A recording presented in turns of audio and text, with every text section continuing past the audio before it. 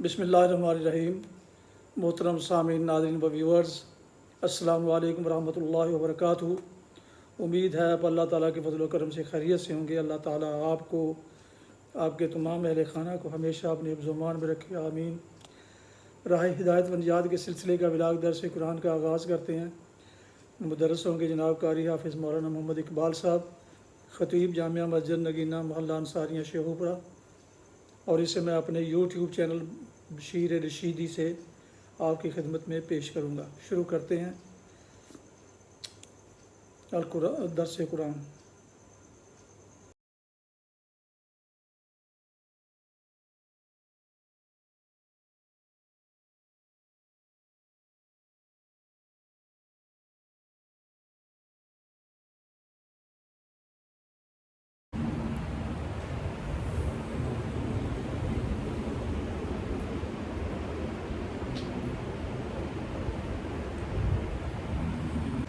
الحمدللہ وکفی والصلاة والسلام علی من لا نبی بعد، ما بعد فاعوذ باللہ من الشیطان الرجیم، بسم اللہ الرحمن الرحیم۔ ألم تر إلى الذين نافقوا يقولون لإخوانهم الذين كفروا من أهل الكتاب لئن أخرجتم لنخرجن معكم ولا نطيع فيكم أحدا أبدا وإن قتلتم لننصرنكم والله يشهد إنهم لكاذبون لئن أخرجوا لا يخرجون معهم ولئن قتلوا لا ينصرونهم ولئن نصروهم ليولن الأدبار ثم لا ينصرون لأنتم أشد رهبة في صدورهم من الله ذلك بأنهم قوم لا يفقهون لا يقاتلونكم جميعا إلا في قرى محصنة أو من وراء جدر بأسهم بينهم شديد تحسبهم جميعا وقلوبهم شتى ذلك بأنهم قوم لا يعقلون كمثل الذين من قبلهم قريبا ذاقوا وبال أمرهم ولهم عذاب أليم كمثل الشيطان إذ قال للإنسان اكفر فلما كفر قال إني بريء منك إني أخاف الله رب العالمين فكان عاقبتهما أنهما في النار خالدين فيها وذلك جزاء الظالمين صدق اللہ العظیم۔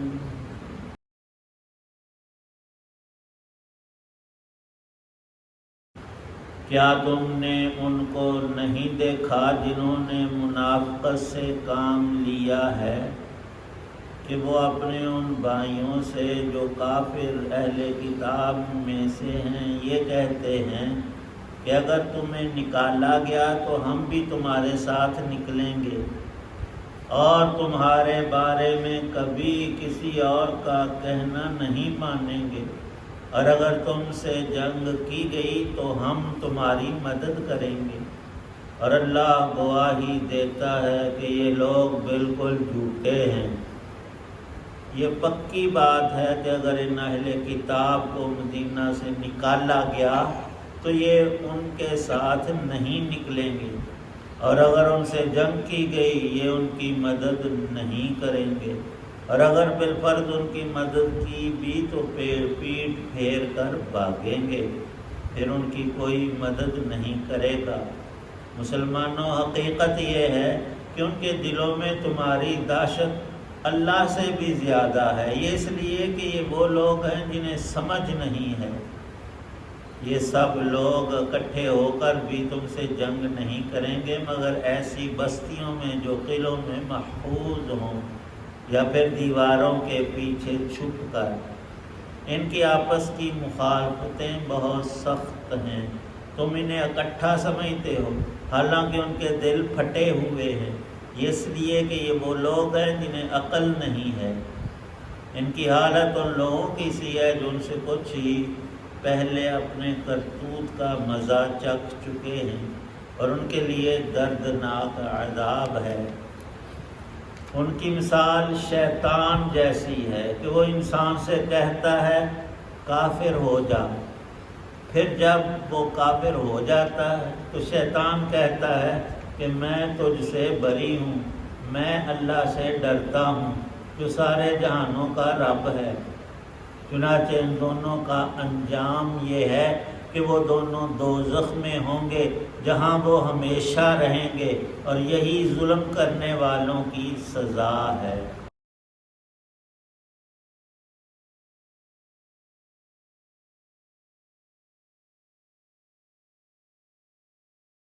سورۃ الحشر کی آیات 11 تا 17 یہ دوسرا رکوع ہے سورہ مبارکہ کا، اس کا تھوڑا سا ذکر پہلے بھی ہوا۔ حق تعالی شانہ نے اپنے کلام کے اندر جو کچھ بھی فرمایا ہے لا ریب فیہ، وہ شک اور شبہ سے پاک ہے، یہ اللہ کا کلام ہے، یہ اٹل حقیقت ہے۔ جو جزی کلی اگلی پچھلی بات فرما دی، پتھر پر لکیر تو کچھ بھی نہیں، اس سے کہیں زیادہ پکی لوح محفوظ پہ لکھی ہوئی، اور یہ اللہ کا علم ہے جس میں کمی بیشی کا تصور سرے سے نہیں۔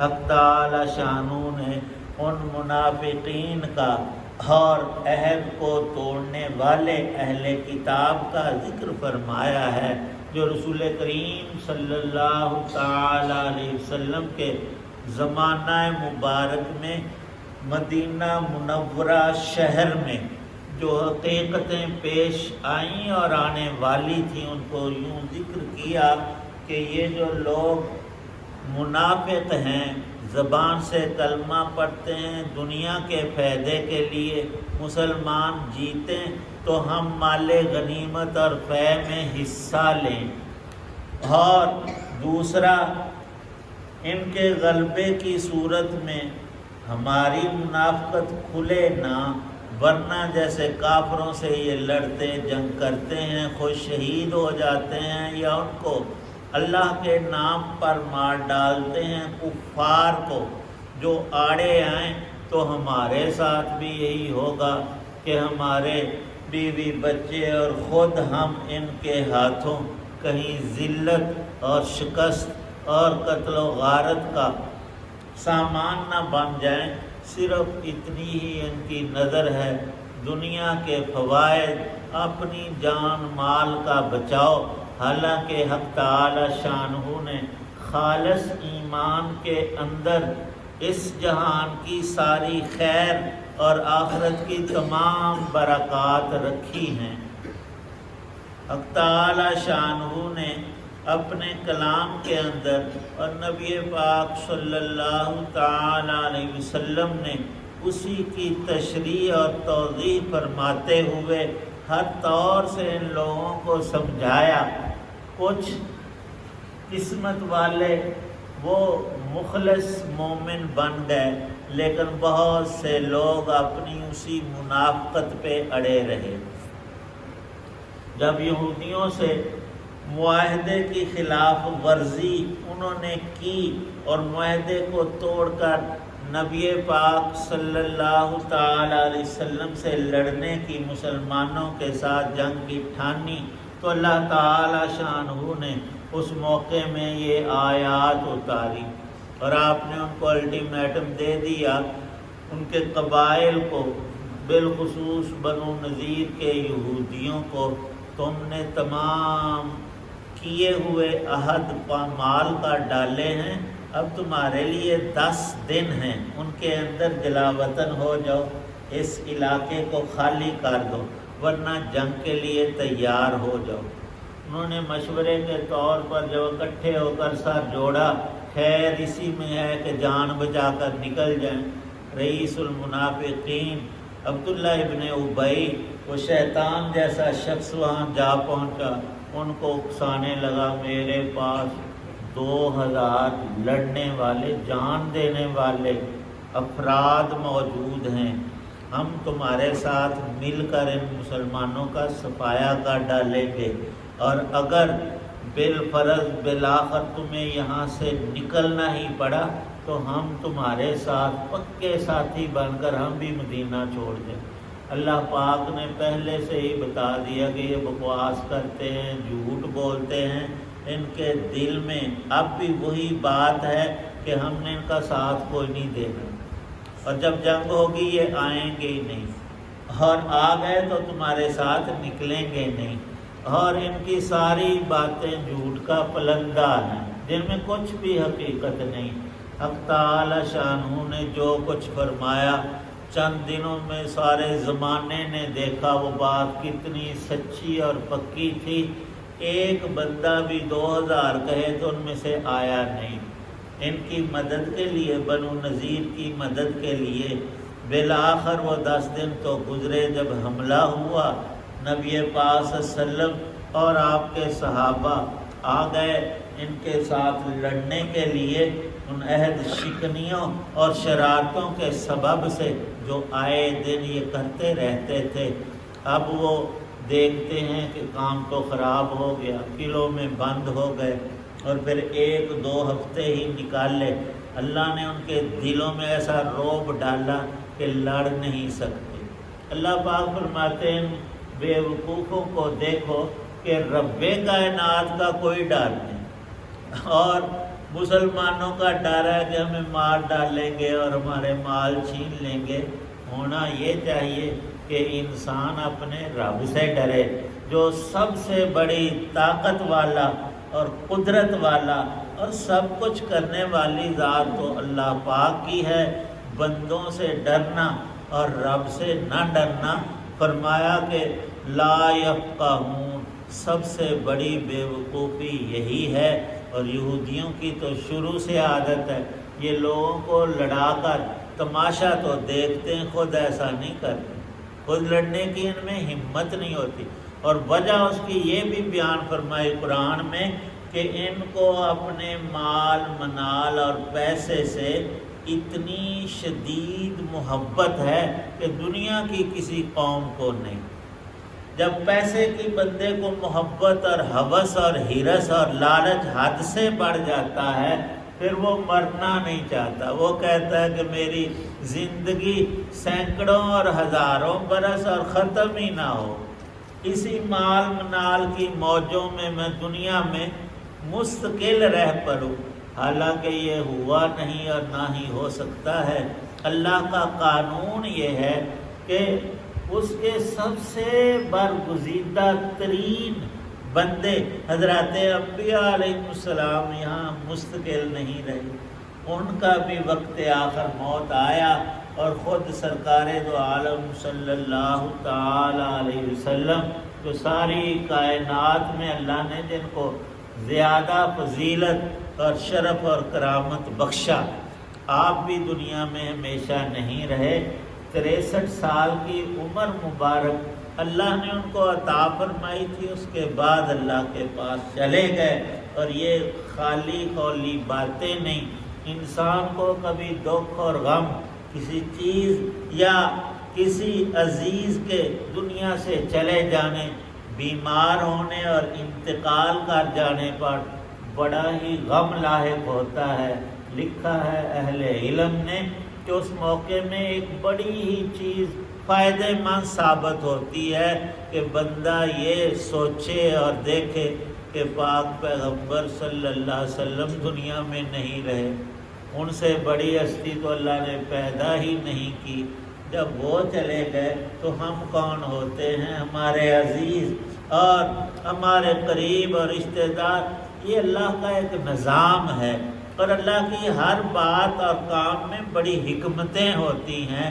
تو حق تعالی شانہ نے یہاں ارشاد فرمایا ہے کہ ان لوگوں کی مثال منافقین کی شیطان جیسی ہے، بندے کو اکساتا ہے، گناہوں پہ لبھاتا ہے، اور کہتا ہے کہ اس میں بڑا مزہ ہے۔ دیکھو نا، ڈاکہ اور چوری 1-2 گھنٹوں میں تم کتنا مال لوٹ لو گے اور پھر موجیں کرنا۔ حالانکہ حرام مال کے اندر اللہ نے سکون رکھا ہی نہیں، وہ جیب میں آتے ہی ایسی چیزوں میں انسان الجھتا اور پھنستا ہے کہ گندگی کے ڈھیر پر کھڑا ہو کر کہے کہ میں یہاں نظارے لوٹوں، نہیں، دماغ ٹھیک ہے تو اس کے تعفن سے وہ وہاں سے بھاگنے کی کوشش کرے گا۔ فرمایا کہ یہ شیطانوں جیسے انسان کہ جو انسان کو گمراہ کر کے پہلے کہتا ہے کہ میں تیرا ساتھی اور بڑا مددگار رہوں گا، اور جنگ بدر میں بھی خود ابلیس جو ہے وہ ایک دیہاتی سردار کی شکل میں آ کر ابو جہل کے ہاتھ میں ہاتھ ڈال کر کہتا ہے کہ آج چھوڑنا نہیں مسلمان، آخری جنگ لڑنی ہے، ان کا صفایا کر دے۔ جب بدر میں اللہ نے فرشتے اتارے، اس لعین کو نظر آئے ہاتھ چھڑا کر بھاگ رہا، اس نے کہا تو ابھی تھوڑی دیر پہلے کیا کہتا تھا، اب کدھر جا رہا؟ کہنے لگا جو مجھے نظر چیزیں آتی ہیں نا تمہیں نہیں آتی، وہ تو فرشتے۔ تو یہاں ہم انسانوں کے ساتھ بھی کہتا ہے کہ تم یہ گناہ کر لو، یہ اللہ کی نہ، اس میں بڑا لطف اور مزہ ہے اور اس میں بڑی خیر ہے، حالانکہ یہ شر کا دائی بری چیز میں ہی انسان کو پھنساتا۔ اللہ پاک ارشاد فرماتے ہیں تم اس کے ساتھی بنو گے، اللہ کو چھوڑ کر، اس کے پاک پیغمبر کی باتوں کو چھوڑ کر اس کی چکنی چپڑی باتوں میں پھنس جاؤ گے، وہ جال میں پھانس کر خود بھاگنے کی کوشش کرے گا۔ لیکن اللہ کا قانون یہ ہے کہ گمراہ ہونے والا اور کرنے والا دونوں کو اللہ نے دوزخ میں ڈالنا ہے۔ تم بچ جاؤ، انسان کے لیے موت تک دروازہ کھلا ہے بخشش کا، جو رب سے معافی مانگے اللہ نے ہر جگہ ارشاد فرمایا میں سارے ہی گناہ معاف کرنے والا ہوں۔ لیکن شیطان کہتا ہے کہ بوڑھا ہو کر اور فلاں موقع میں اور رمضان آئے گا یا تو حج کرے گا پھر توبہ کر لے، توبہ میں ٹال مٹول کرتے کراتے اس کو دوزخ میں لے جاتا ہے۔ اور حق تعالی شان و ارشاد فرماتے ہیں کہ اللہ کا حکم مانو گے، نبی علیہ السلام کے طریقے پر چلو گے، اللہ کی مدد تمہارے شامل حال رہے گی اور شیطان کے دھوکے سے بچ جاؤ گے۔ اور اگر اللہ رسول دین کو چھوڑ کر گمراہیوں میں پڑ گئے تو پھر یہ نہیں کہ جی ہمیں شیطان نے گمراہ، اس نے کیا اور تم ہوئے عقل رکھتے ہوئے سوچ سمجھ کے باوصف ایسا کیا تو ذالک جزاء الظالمین، یہ بندے کا آپ اپنے اوپر ظلم کرنا ہے، اللہ کسی پر زیادتی نہیں کرتے۔ انہوں نے عقل دی، دین دیا، ایمان اور اس کی راہیں سب بندوں کے سامنے کھولی ہیں۔ اللہ پاک ہمیں انہیں پہ چلنے والا بنائے، استقامت عطا فرمائے۔ الحمدللہ رب العالمین والصلاة والسلام علی رسول النبی ربنا آتنا فی الدنیا حسنہ وفی الآخرۃ حسنہ۔ یا اللہ پاک سب بیماروں کو شفا عطا، تمام مسلمانوں کو پانچوں نمازوں کی پابندی عطا، احکام پہ استقامت عطا، سنتوں پہ چلنے کی توفیق عنایت۔